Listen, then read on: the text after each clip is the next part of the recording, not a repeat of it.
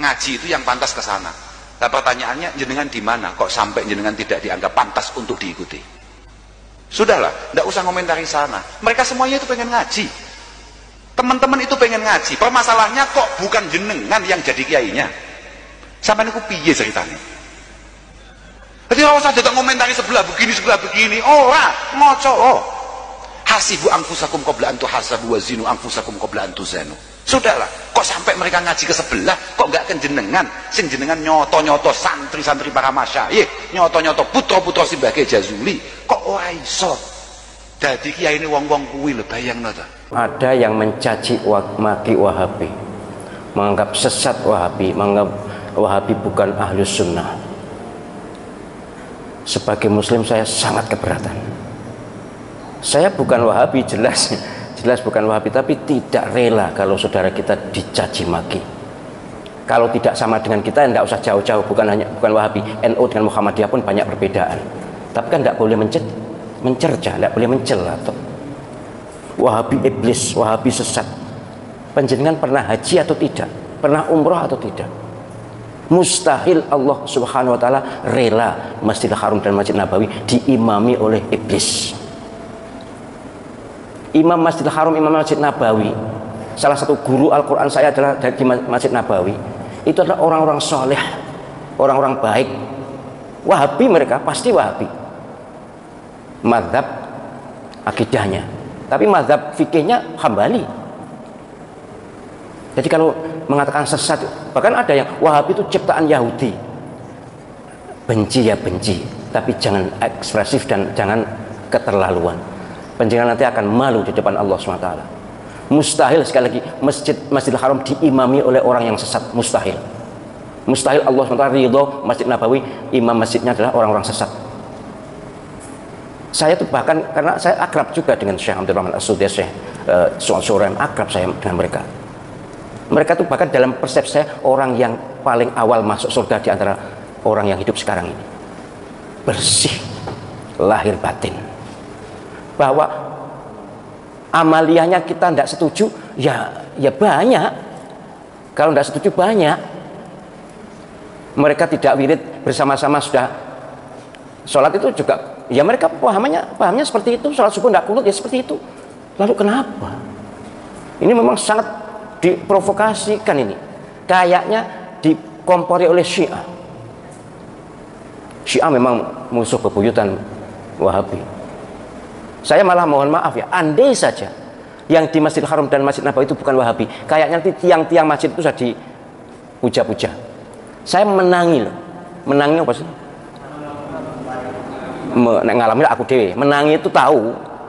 Tahun 86 ketika saya haji di sana, itu ada masjid sebelah Masjidil Haram, tiang sebelah Lor Kulon, apa Lor Kulon ini?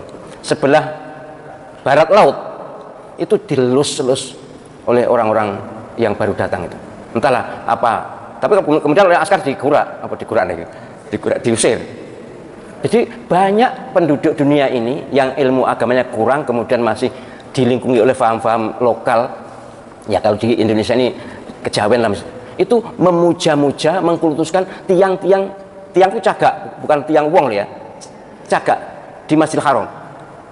Itu dilus-lus, dicium-cium. Apalagi Ka'bah, waduh sudah. Ka'bah itu pojok-pojokan wis mambu abab kabeh.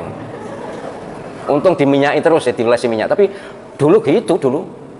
Karena tawaf juga masih mudah ya. Penjagaan belum begitu ketat, tapi akhirnya ya makin ketat sekarang. Sudah tidak ada lagi pemujaan pada tiang Masjidil Haram itu, tidak ada lagi. Yang mencuri-curi memang masih ada, misalnya makom Ibrahim itu ada yang mencium-cium, ngelus-ngelus, kemudian dengan sapu tangan lalu diusapkan muka, masih ada. Itu kok umpama ditoleransi bisa seperti makam Imam Syafi'i di Mesir. Mereka kan bukan Wahabi. Imam Malik, Imam Syafi'i yang terkenal di Mesir, mazhab fikihnya, mazhab akidahnya Asy'ariyah, Mesir. Itu makam Imam Syafi'i saya tahu dengan mata kepala sendiri. Waduh, digunakan tawaf. Ya, kalau saya mengingat memang tidak seketat di Saudi. Kemudian ada orang yang kirim surat, yang makam dikirim surat. Kemudian ada naruh uang. segala macam jenis ritual mirip kejawen. Jadi sekali lagi saya mohon penjenengan, ya kita tentu sebagai orang yang di Indonesia, kita ikut ulama Indonesia, ijtihad mereka bagus, kita ikuti. Ahlus sunnah wal jamaah. Tapi kita juga harus ngerti kata ahlus sunnah wal jamaah itu kalau bidang akidah memang Asy'ari, itu pun 400 tahun setelah Imam Asy'ari wafat loh. Saya tulis di disertasi itu. Jadi istilah ahlus sunnah wal jamaah itu bukan Imam Asy'ari langsung. Imam Abdul Hasan Al-Asy'ari itu tokoh ahlus sunnah wal jamaah yang diidolakan dengan Abu Mansur Al-Maturidi.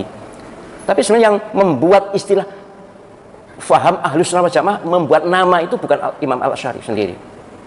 Ada berikutnya, ulama berikutnya. Nah, ahlus sunnah wal jamaah yang kita labelkan pada semua orang yang bukan Syiah atau Sunni, itu ahlus sunnah wal jamaah yang berbasis hadis ma'ana alaihi wa ashabi itu. Siapa yang ikut Nabi dan para sahabat itu ahlus sunnah wal jamaah. Ada yang menyebut ahlus sunnah saja, ada yang menyebut ahlus sunnah wal jamaah. Oh, nah, ahlus sunnah wal jamaah NU. Iyalah NU ahlus sunnah wal jamaah, tapi bukan hanya NU. Yang ahlus sunnah wal jamaah itu bukan hanya NU. Orang Saudi, orang Mesir, orang Libya bukan NU juga ngaku ahlus sunnah wal jamaah kok. Saya tuh sudah bergaul dengan segala segmen masyarakat di dunia ini, sudah tahu. Mereka juga menamakan ahlus sunnah wal jamaah padahal mereka bukan NU. Jadi orang-orang NU ya jangan merasa ahlus sunnah wal jamaah dewe. Kan ada kemarin ceramah begitu. Itu berarti dolane kurang atuh. Nek ngajine biasanya wong NU wis tutuk biasanya. Ngajine wis tutuk. Sekolah embuh tapi yang jelas kurang gaul. Saya berharap siapapun yang mengaku beriman dan Islam, jangan memusuhi saudara sendiri. Jangan memusuhi saudara sendiri. Ayo kita bersatu walaupun berbeda baju. Ayo kita kompak walaupun berbeda organisasi. Ayo kita bersaudara. Innamal mu'minuna ikhwatun fa aslihu baina akhawaykum wattaqullaha la'allakum turhamun. Ini firman Allah SWT dalam surah Al-Hujurat ayat 10. Sungguh orang-orang yang beriman ini adalah bersaudara. Maka harus damai dengan sesama saudara. Jangan kebalik. Kalau wong Islam itu koyok musuh gitu, tapi kalau wong non Islam tuh malah nyedek-nyedek, ngerangkul-ngerangkul. Tak sikut pisan kan kok. Saya tuh mohon maaf ya, berdakwah tentang ukhuwah ini sejak tahun 2002 di Masjid Akbar itu. Maka kajian fikih kontemporer dulu itu munculnya itu. Sudah terus saya sampai sekarang. Ceramah ukhuwah itu. Ya kok yo cik berhasil. Cik enek umat Islam sing mencela saudara sendiri itu loh. Apa ndak takut kepada Allah SWT? Bahwa nanti semua tindakan kita, semua ucapan kita, semua pikiran kita dihisab, dimizan, ditanya, diminta pertanggungjawabannya.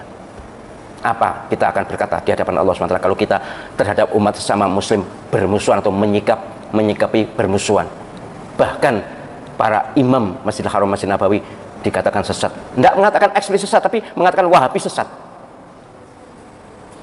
Waspadalah. Mereka juga punya kitab. Oh, kitab Bukharinya Wahabi dengan ahli sunnah itu berbeda. Batuk muta.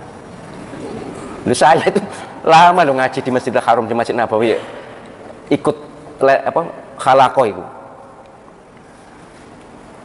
Dan kitab Bukharinya ya sama. Kalau dulu mungkin pernah berbeda, ya kita tidak punya bukti. Tapi memang Wahabi zaman awal-awal pemerintah Saudi itu keren banget. Tapi bukan Wahabi yang keren sebenarnya, yang keren pemerintahnya. Karena pemerintahnya baru berdiri, kemudian dari segi agama, akidahnya ikut Wahabi, karena ulama yang paling top di Saudi saat itu yang bisa mendukung kerajaan itu Wahabi. Ya wajar toh. Kalau seperti sekarang pemerintah lebih ngerangkul pada ormas tertentu, wajar itu. Itu bagian dari kemestian politik.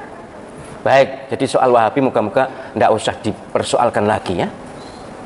Sekali lagi kita kalau haji, kalau umroh ke Saudi Arabia, di Masjidil Haram, Masjid Nabawi itu imamnya adalah beraliran Wahabi. Kalau kita katakan Wahabi sesat, berarti kita bermakmum pada orang sesat. Waspadalah, itu adalah labelisasi atau stigmatisasi yang sangat berbahaya untuk ukhuwah Islamiyah dan akan diminta pertanggungjawaban di akhirat nanti.